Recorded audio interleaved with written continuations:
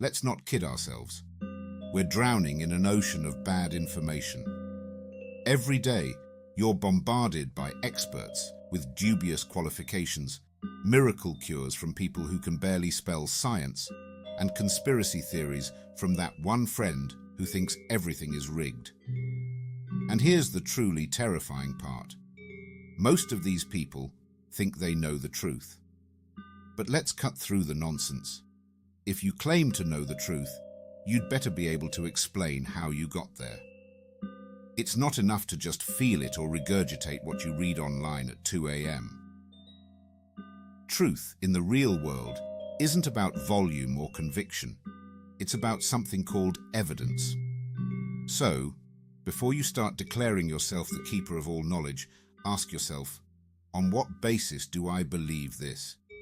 If your answer is anything short of solid, repeatable evidence, then congrats. You're just another loud voice in a very crowded echo chamber. And here's why this matters. Truth isn't some esoteric debate topic for stoned undergrads. It's the foundation of every good decision. If you base your choices on lies or fantasies, you're walking into traffic blindfolded. Wonder why your diet plan didn't work, or why your sure bet investment turned out to be a Ponzi scheme. It's because you didn't climb the truth ladder. So, how do we escape the flood of garbage? How do we figure out what's real and what's just wishful thinking? Enter the truth ladder, your guide for climbing out of the swamp of speculation and into the dry land of reality. It's a straightforward, step-by-step system for sorting facts from fantasies. The ladder has 4 rungs: possible truth, plausible truth, probable truth, and, on the rarest of occasions, pure truth. But let's be clear about something. Every pure truth we know today started as possible truth. That's right. Even the cold, hard facts that shape your world began as speculative ideas. Possible truth is where it all begins. But it's also where bad ideas breed like mosquitoes. The real challenge is figuring out which ideas deserve to climb the ladder, and which should be thrown back into the primordial soup of nonsense from whence they came. Oh, and here's a fun fact. Not all ideas move up the ladder. In fact, many will tumble back down. Some ideas that seem promising at first, theories you'd think are ready to ascend, end up crashing back to possible once someone bothers to apply that pesky thing called logic. So yes, you can absolutely go up and down the truth ladder. Don't get too comfortable on any rung. Let's start at the bottom with possible truth. This is where all ideas, good and bad, are born. It's the realm of, this could be true, but there's no proof yet. Possible truth is like the idea nursery. Some of these infants will grow up to change the world, but most will be, well, left in the cradle for good reason. Take time travel, for example. Is it possible? Sure, theoretical physics doesn't completely rule it out, but until someone actually builds a working time machine, it's staying in possible truth. It's fun to imagine, but let's not start selling tickets to the Jurassic era just yet. Or how about psychic powers? There are no shortage of people who will insist that they feel psychic abilities are real. But until someone demonstrates actual telepathy in a controlled setting, it remains impossible truth, right next to time travel and Bigfoot. Possible truth is where every wild idea takes its first breath. But it's also where most ideas should stay until someone brings the receipts. Otherwise, you're just guessing, and no one's making solid life decisions on a guess, right? Well, at least they shouldn't. Next, we climb to plausible truth. This is when an idea starts to make sense based on what we know. It's not just some whimsical thought. It fits with the facts we already have. But, and this is important, it's still not proven. Plausibility means it could be true based on current knowledge, but you'd better not act like you've found the Holy Grail just yet. Take human colonization of Mars. Is it plausible? Absolutely. The technology is advancing. We've figured out how to survive in space for extended periods, and Elon Musk won't shut up about it.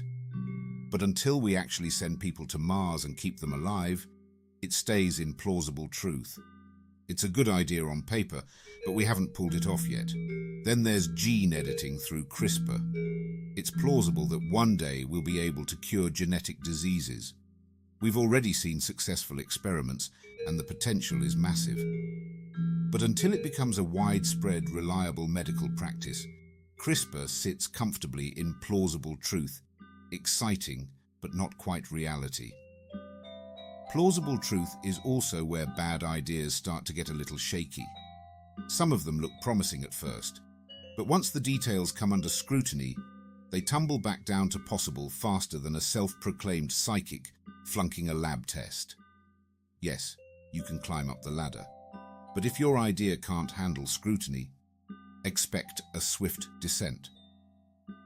Now, we reach probable truth. This is where things start getting serious. At this level, the evidence has piled up. It's no longer just plausible, it's likely to be true. The data backs it up, the experiments are repeatable, and you can actually start building something based on this information. Probable truth is where science rolls up its sleeves. Think about climate change. The evidence is overwhelming. Human activity is affecting the planet. From rising temperatures to more frequent extreme weather events, the data doesn't just suggest this, it slaps you in the face with it. This is probable truth, the kind of truth that should shape policies, save lives, and most importantly, shut down the deniers. Or look at the theory of plate tectonics. The idea that Earth's crust is divided into plates that move over time isn't just plausible, it's backed by mountains of geological evidence. Earthquakes, volcanic eruptions, the slow drift of continents, it all points to one thing: probable truth. This is where we build our foundations. Probable truth is reliable, strong, and trustworthy. It's where most of science operates, and it's where you should be making decisions. But don't forget, nothing is above challenge. If a better idea comes along with more evidence, the ladder's always open for a climb or a fall. And now, at the top of the ladder, we find pure truth. This is the rarest form of truth, the kind that is so well supported by evidence that it's beyond question. You don't argue with pure truth, you accept it, or you declare yourself willfully ignorant. Take René Descartes and his famous declaration, "I think, therefore I am. Cogito, ergo sum." Descartes doubted everything, his senses, the existence of the external world, even his own body. But the very act of doubting proved that he was thinking. And if he was thinking, he had to exist. This is pure truth, self-evident, undeniable, and immune to debate. Or think of the Earth's rotation causing day and night. We don't sit around arguing about this anymore, do we? The planet spins, and that's what gives us day and night. This is backed by centuries of observation. It's pure truth, solid, unassailable. And then there's the speed of light, 299,792,458 meters per second in a vacuum, measured and confirmed time and time again. This is one of the universe's fundamental constants. This too is pure truth. So, let's recap the truth ladder. Possible truth. It could happen, but there's no proof yet. Plausible truth. It makes sense based on what we know, but it's not proven. Probable truth. There's strong evidence.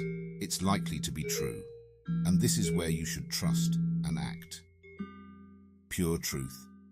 It's undeniable and absolute, rare, but rock solid. Now let's revisit those examples. Could time travel ever be real? Sure, it's possible. But until someone builds a working time machine, it stays in possible truth. Could we one day establish human colonies on Mars? Definitely plausible. But until people are living there, it remains implausible truth.